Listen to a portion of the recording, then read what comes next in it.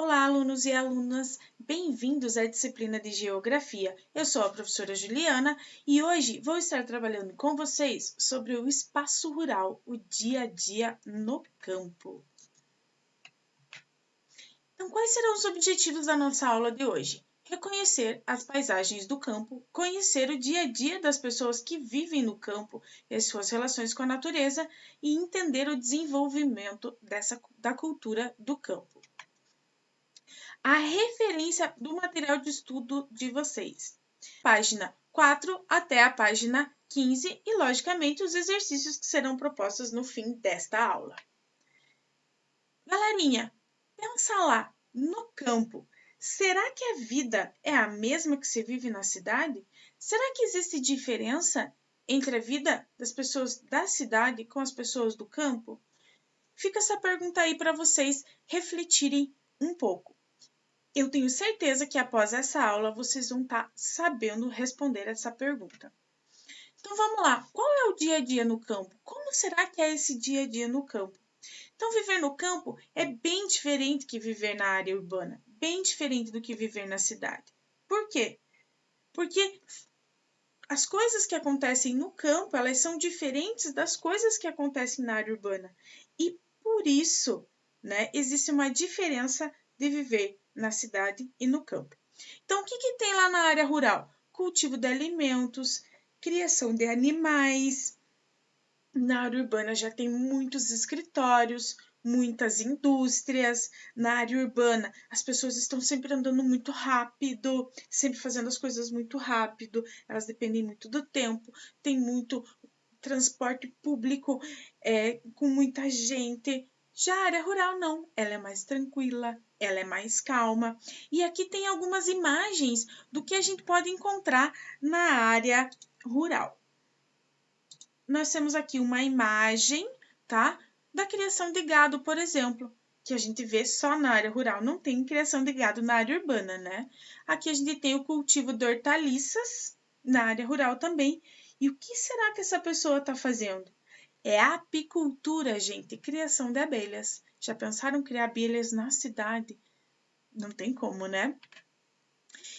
Ainda nós temos no campo o artesanato. O artesanato ele é muito feito no campo.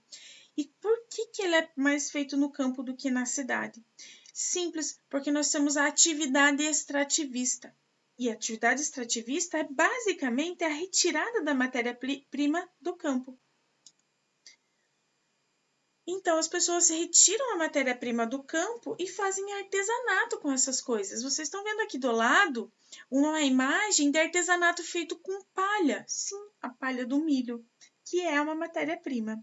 A gente ainda tem artesanatos com o capim dourado, entalhamento de madeira, também um artesanato que acontece muito no campo.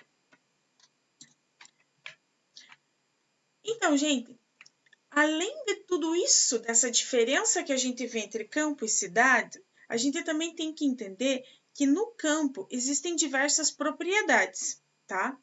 E essas propriedades, elas têm diferentes tamanhos. E quando elas têm diferentes tamanhos, ela tem diferente produção, certo?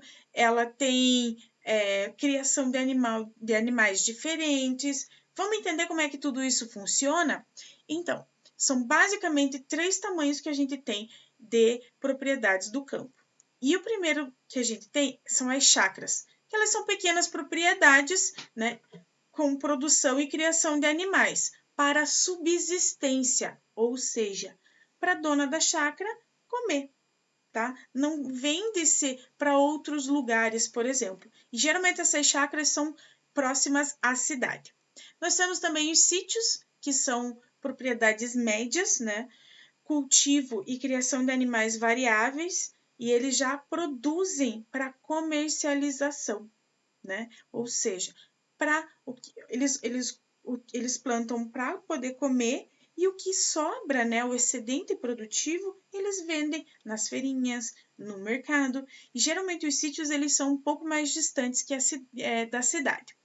As grandes fazendas. Então, as grandes fazendas, elas são propriedades grandes, logicamente, com cultivo e criação de animais em grande quantidade, geralmente para exportação, né, para exportar para fora do Brasil.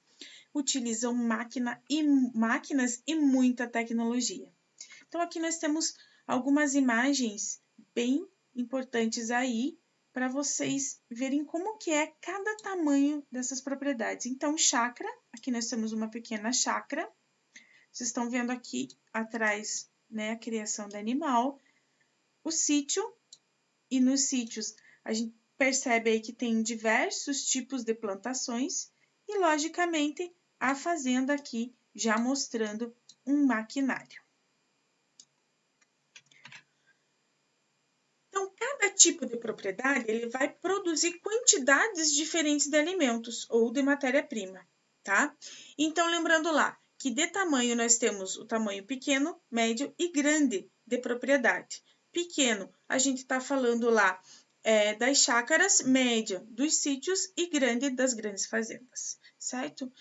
Então, vejam, uma propriedade ela produz mais, muito mais, se ela tiver sementes selecionadas, aquela semente para o plantio, nutrientes e fertilizantes. Então, para produzir bastante, uma propriedade, ele tem que nutrir o solo, né? E geralmente esses nutrientes, geralmente é colocado fertilizante nesse solo para produzir cada vez mais. Irrigação. Se tiver irrigação nessas propriedades, a tendência é produzir sempre mais. Então, ter irrigação é fundamental. Lógico que se tiver uma fazenda, uma grande fazenda ou uma propriedade média em um lugar que chove muito, não precisa de irrigação.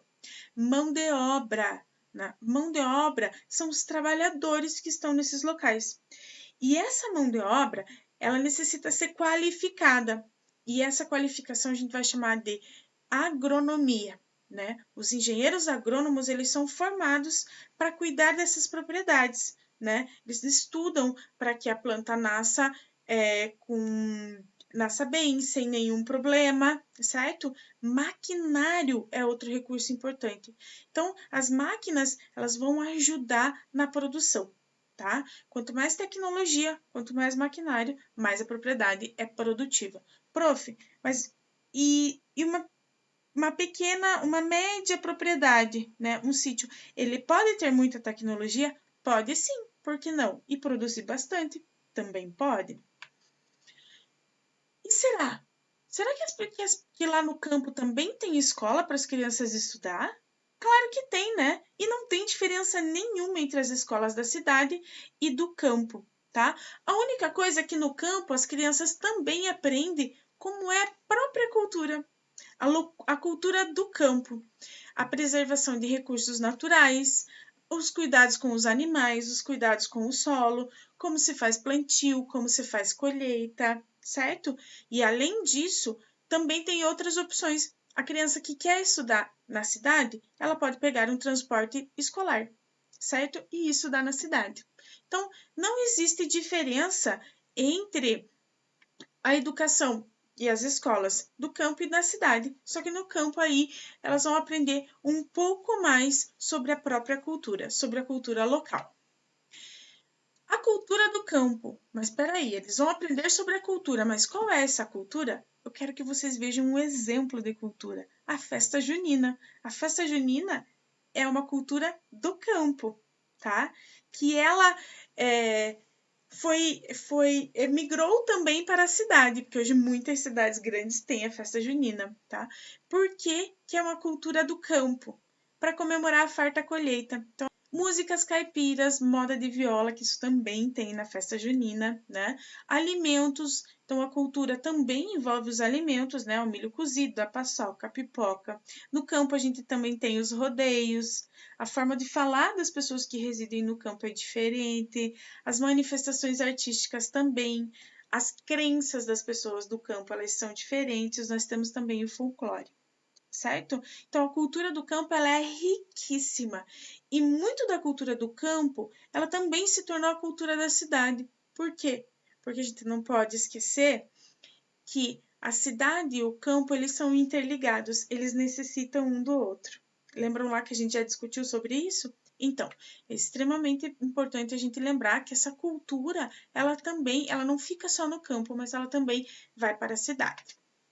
Então, nessa aula, a gente aprendeu sobre o dia a dia no campo, os tipos de propriedades do campo, o espaço escolar no campo e também a cultura do campo, tá? As atividades que vocês devem realizar. Exercício 3, da página 7, o exercício 1 e 2, da página 10 e o exercício 2 e 3, da página 15. Bom estudo a todos e lembrando lá que na próxima aula nós vamos trabalhar com as atividades econômicas que são desenvolvidas no espaço rural. Tchau, até a próxima!